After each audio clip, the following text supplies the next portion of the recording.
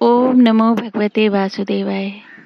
श्रीमद्भागवत महापुराण तृतीय स्कंध अध्याय 12 सृष्टि का विस्तार। श्री मैत्रेय जी ने कहा, विदुर जी, यहाँ तक मैंने आपको भगवान की काल रूप महिमा सुनाई। अब जिस प्रकार ब्रह्मा जी ने जगत की रचना की वह सुनिए। सबसे पहले उन्होंने अज्ञान की 5 वृत्तियाँ तम, मोह, महामोह, तमिश्र और अंधतामिश्र रची, किंतु इस अत्यंत पापमयी सृष्टि को देखकर उन्हें प्रसन्नता नहीं हुई। तब उन्होंने अपने मन को भगवान के ध्यान से पवित्र कर उससे दूसरी सृष्टि रची। इस बार ब्रह्मा जी ने सनक, सनंदन, सनातन और सनत कुमार ये 4 निवृत्ति परायण ऊर्ध्वरेता मुनि उत्पन्न किए। अपने इन पुत्रों से ब्रह्मा जी ने कहा, पुत्रों, तुम लोग सृष्टि उत्पन्न करो। किंतु वे जन्म से ही मोक्ष मार्ग का अनुसरण करने वाले और भगवान के ध्यान में तत्पर थे, इसलिए उन्होंने ऐसा करना नहीं चाहा। तब ब्रह्मा जी ने देखा कि मेरी आज्ञा न मानकर ये मेरे पुत्र मेरा तिरस्कार कर रहे हैं। तब उन्हें असह्य क्रोध हुआ। उन्होंने उसे रोकने का प्रयत्न किया, किंतु बुद्धि द्वारा उनके बहुत रोकने पर भी वह क्रोध तत्काल प्रजापति की भौहों के बीच में से एक नील लोहित, नीले और लाल रंग के बालक के रूप में प्रकट हो गया। वे देवताओं के पूर्वज भगवान भव रुद्र रो रो कर कहने लगे, जगत पिता विधाता, मेरे नाम और रहने के स्थान बतलाइए। तब कमल योनि भगवान ब्रह्मा ने उस बालक की प्रार्थना पूर्ण करने के लिए मधुर वाणी में कहा, रो मत, मैं अभी तुम्हारी इच्छा पूरी करता हूँ। देवश्रेष्ठ, तुम जन्म लेते ही बालक के समान फूट फूट कर रोने लगे, इसलिए प्रजा तुम्हें रुद्र नाम से पुकारेगी। तुम्हारे रहने के लिए मैंने पहले से ही हृदय, इंद्रिय, प्राण, आकाश, वायु, अग्नि, जल, पृथ्वी, सूर्य, चंद्रमा और तप ये स्थान रच दिए हैं। तुम्हारे नाम मन्यु, मनु, महीनस, महान, शिव, ऋतुध्वज, उग्र रेता, भव, काल, वामदेव, धृतव्रत होंगे तथा घी, वृत्ति, उष्णा, उमा, नियुत, सर्प, इला, अंबिका, इरावती, सुधा और दीक्षा ये 11 रुद्राणियां तुम्हारी पत्नियां होंगी। तुम उपर्युक्त नाम, स्थान और स्त्रियों को स्वीकार करो और इनके द्वारा बहुत सी प्रजा उत्पन्न करो, क्योंकि तुम प्रजापति हो। लोक पिता ब्रह्मा से ऐसी आज्ञा पाकर भगवान नील लोहित बल, आकार और स्वभाव में अपने ही जैसी प्रजा उत्पन्न करने लगे। भगवान रुद्र के द्वारा उत्पन्न हुए उन रुद्रों को असंख्य यूथ बनाकर सारे संसार को भक्षण करते देख ब्रह्मा जी को बड़ी शंका हुई। तब उन्होंने रुद्र से कहा, सुरश्रेष्ठ, तुम्हारी प्रजा तो अपनी भयंकर दृष्टि से मुझे और सारी दिशाओं को भस्म किए डालती है, अतः ऐसी सृष्टि ना रचो, तुम्हारा कल्याण हो। अब तुम समस्त प्राणियों को सुख देने के लिए तप करो, फिर उस तप के प्रभाव से ही तुम पूर्वत इस संसार की रचना करना। पुरुष तप के द्वारा ही इंद्रियातीत, सर्वांतर्यामी, ज्योति स्वरूप श्री हरि को सुगमता से प्राप्त कर सकता है। श्री मैत्रेय जी कहते हैं, जब ब्रह्मा जी ने ऐसी आज्ञा दी तब रुद्र ने बहुत अच्छा कहकर उसे शिरोधार्य किया और फिर उनकी अनुमति लेकर तथा उन्हीं की परिक्रमा करके वे तपस्या करने के लिए वन में चले गए। इसके पश्चात जब भगवान की शक्ति से संपन्न ब्रह्मा जी ने सृष्टि के लिए संकल्प किया, तब उनके 10 पुत्र और उत्पन्न हुए। उनसे लोक की बहुत वृद्धि हुई। उनके नाम मरीच, अत्रि, अंगिरा, पुलत्स्य, पुलह, क्रतु, भृगु, वशिष्ठ, दक्ष और 10वें नारद थे। इनमें नारद जी प्रजापति ब्रह्मा जी की गोद से, दक्ष अंगूठे से, वशिष्ठ प्राण से, भृगु त्वचा से, क्रतु हाथ से, पुलह नाभि से, पुलत्स्य ऋषि कानों से, अंगिरा मुख से, अत्रि नेत्रों से, मरीचि मन से उत्पन्न हुए। फिर उनके दाएं स्तन से धर्म उत्पन्न हुआ, जिसकी पत्नी मूर्ति से स्वयं नारायण अवतीर्ण हुए, तथा उनकी पीठ से अधर्म का जन्म हुआ और उससे संसार को भयभीत करने वाला मृत्यु उत्पन्न हुआ। इसी प्रकार ब्रह्मा जी के हृदय से काम, भौहों से क्रोध, नीचे के होंठ से लोभ, मुख से वाणी की अधिष्ठात्री देवी सरस्वती, लिंग से समुद्र, गुदा से पाप का निवास स्थान, राक्षसों की अधिपति निःसृत, छाया से देवहूति के पति भगवान कर्दम जी उत्पन्न हुए। इस तरह यह सारा जगत कर्ता ब्रह्मा जी के शरीर और मन से उत्पन्न हुआ। विदुर जी, भगवान ब्रह्मा की कन्या सरस्वती बड़ी ही सुकुमारी और मनोहारी थी। हमने सुना है एक बार उसे देखकर ब्रह्मा जी काम मोहित हो गए थे।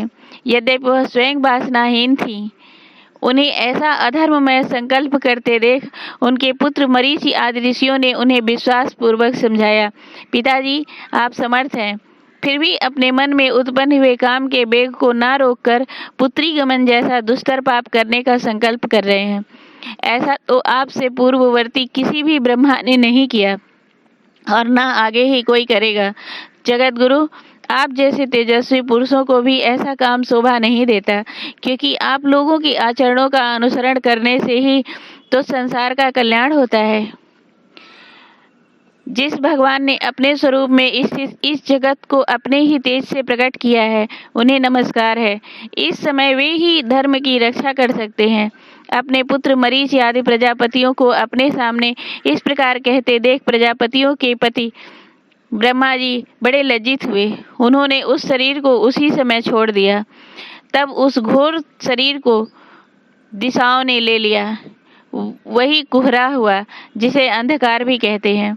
एक बार ब्रह्मा जी यह सोच रहे थे कि मैं पहले की तरह सुव्यवस्थित रूप से सब लोगों की रचना किस प्रकार करूं। इसी समय उनके 4 मुखों से 4 वेद प्रकट हुए। इसकी सीमा उपवेद, न्यायशास्त्र, होता, उद्गाता, अर्धव्यव और ब्रह्मा, इन 4 ऋत्विजों के कर्म यज्ञों का विस्तार, धर्म के 4 चरण और 4 आश्रम तथा उनकी वृत्तियां, ये सब भी ब्रह्मा जी के मुख से ही उत्पन्न हुए। विदुर जी ने पूछा, तमोधन, विश्व रचयिताओं के स्वामी श्री ब्रह्मा जी ने जब अपने मुखों से इन वेद आदि को रचा, तो उन्होंने अपने किस मुख से कौन वस्तु उत्पन्न की, यह आप कृपा करके मुझे बताइए। श्री मैत्रेय जी ने कहा, विदुर जी, ब्रह्मा ने अपने पूर्व, दक्षिण, पश्चिम और उत्तर के मुख से क्रमशः ऋग्वेद, यजुर्वेद, सामवेद और अथर्ववेदों की रचना की तथा इसी क्रम से शस्त्र, इज्जा, स्तुति, स्तोम और प्रायश्चित, इन 4 की रचना की।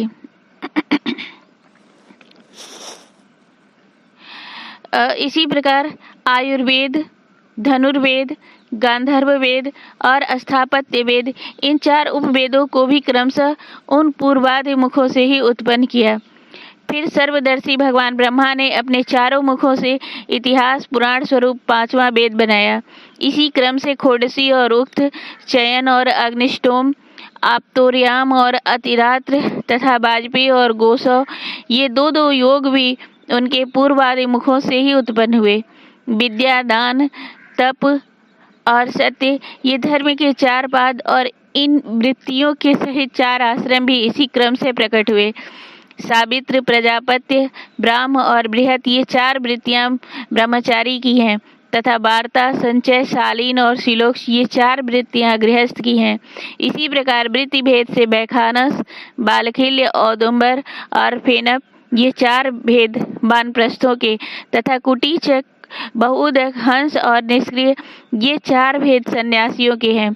इसी क्रम में आन्विष्की, त्रयी, वार्ता और दंडनीत, ये 4 विद्याएं तथा 4 व्याहृतियां भी ब्रह्मा जी के 4 मुखों से उत्पन्न हुई तथा उनके हृदयाकाश से ओंकार प्रकट हुआ। उनके रोमों से उष्णिक, त्वचा से गायत्री, मांस से त्रिष्टुप, स्नायु से अनुष्टुप, अस्थियों से जगती, मज्जा से पंक्ति और प्राणों से बृहति छंद उत्पन्न हुआ। ऐसे ही उनका जीव स्पर्श वर्ण और देह स्वर वर्ण कहलाया। उनकी इंद्रियों को ऊष्म वर्ण और बल को अंतस कहते हैं तथा उनकी क्रीड़ा से निषाद, ऋषभ, गांधार, खडज, मध्यम, धैवत और पंचम, ये 7 स्वर हुए। हे तात, ब्रह्मा जी ही शब्द ब्रह्म स्वरूप हैं। वे बैखरी रूप से व्यक्त और ओंकार रूप से अव्यक्त हैं तथा उनसे परे जो सर्वत्र परिपूर्ण परम ब्रह्म है वही अनेकों प्रकार की शक्तियों से विकसित होकर इंद्र आदि रूपों में भास रहा है। विदुर जी, ब्रह्मा जी ने पहला कामासक्त शरीर जिससे कुहरा बना था छोड़ने के बाद दूसरा शरीर धारण करके विश्व विस्तार का विचार किया। वे देख चुके थे कि मरीचि आदि महान शक्तिशाली ऋषियों से भी सृष्टि का विस्तार अधिक नहीं हुआ। अतः वे मन ही मन पुनः चिंता करने लगे। अहो, बड़ा आश्चर्य है, मेरे निरंतर प्रयत्न करने पर भी प्रजा की वृद्धि नहीं हो रही है। मालूम होता है इसमें दैव ही कुछ विघ्न डाल रहा है। जिस समय यथोचित क्रिया करने वाले श्री ब्रह्मा जी इस प्रकार दैव के विषय में विचार कर रहे थे, उसी समय अकस्मात उनके शरीर के दो भाग हो गए। क ब्रह्मा जी का नाम है, उसी से विभक्त होने के कारण शरीर को काय कहते हैं। उन दोनों विभागों में एक स्त्री पुरुष का जोड़ा प्रकट हुआ। उनमें जो पुरुष था वह सार्वभौम सम्राट स्वयंभु मनु और जो स्त्री थी वह उनकी महारानी शतरूपा हुई। तब से मिथुन धर्म स्त्री पुरुष संभोग से ही प्रजा की वृद्धि होने लगी। महाराज स्वयंभु मनु ने शतरूपा से 5 संतानें उत्पन्न की। साधु शिरोमणि विदुर जी, उनमें प्रियव्रत और उत्तानपाद 2 पुत्र थे तथा आकुति, देवहूति और प्रसूति ये 3 कन्याएं थी। मनु जी ने आकुति का विवाह रुचि प्रजापति से किया। मझली कन्या देवहूति करदम जी को दी और प्रसूति दक्ष प्रजापति को दी। इन तीनों कन्याओं की संतति से सारा संसार भर गया। प्रेम से बोलो श्री भागवत भगवान की जय।